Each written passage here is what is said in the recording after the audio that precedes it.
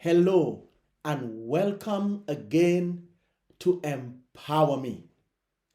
Before I get into the series, breaking down the barriers of racism, for those of you who have not yet purchased a copy of my book, it's the evidence that demands your verdict. It asks the question, Jesus or Muhammad, who is the greatest prophet?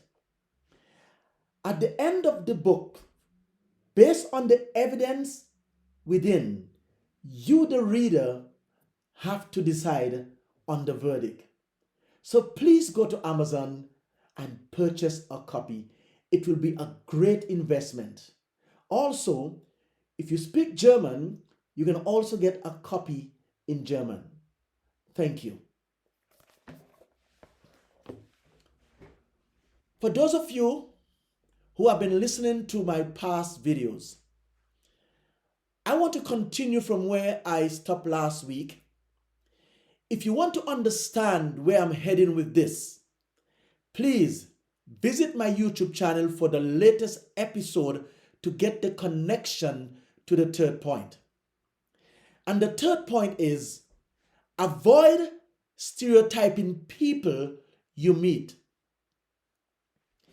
If you want to overcome racism, don't make race-related assumptions about a person's interests or abilities.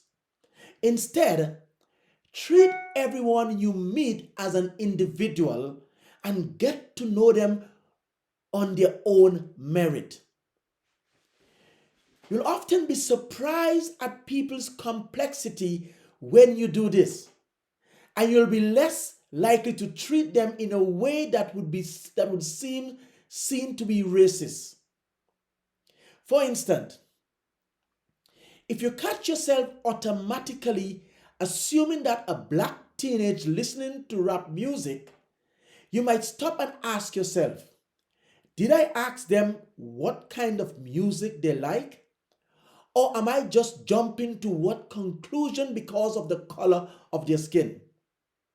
They might very well like rap, but you might be surprised to discover they also love the music of the 90s.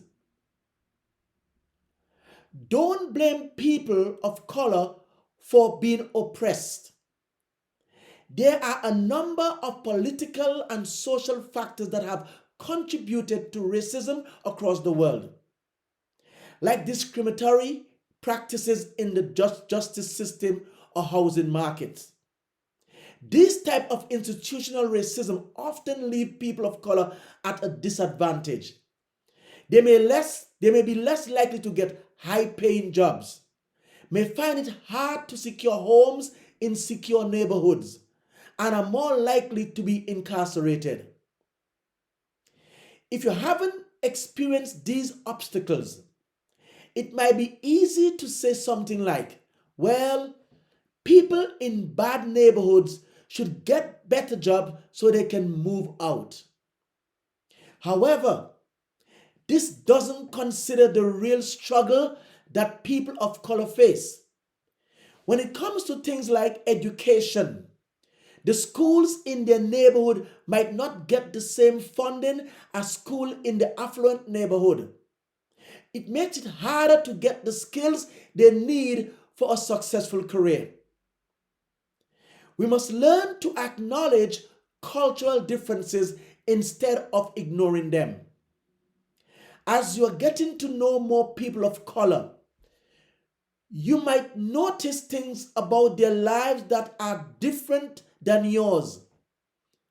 It's okay to recognize those and even to talk about them.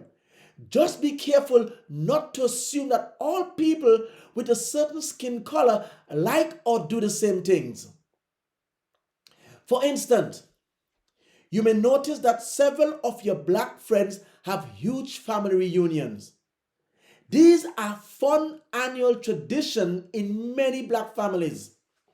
However, when you meet someone now new who happens to be black, you shouldn't automatically assume that their family has annual reunion also. Saying things like, I don't see color makes it hard to celebrate the differences that makes us special. Try talking to your friends and co-workers to learn more about the things they like, their favorite cultural food, their religious practices, or their holiday celebration. Learning more about your friends' cultures can bring you closer to them. However, remember to focus more on what you have in common rather than how you are different. Be open to grow. Be open to growing from your mistake.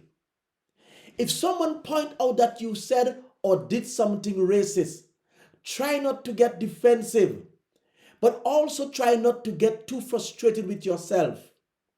Overcoming racism is a lifelong journey, and we all have growing up to do. Just take it as a learning opportunity and keep trying to do better. For instance, if someone point out that you said something that perpetuate a harmful stereotype about race, apologize even if you feel embarrassed.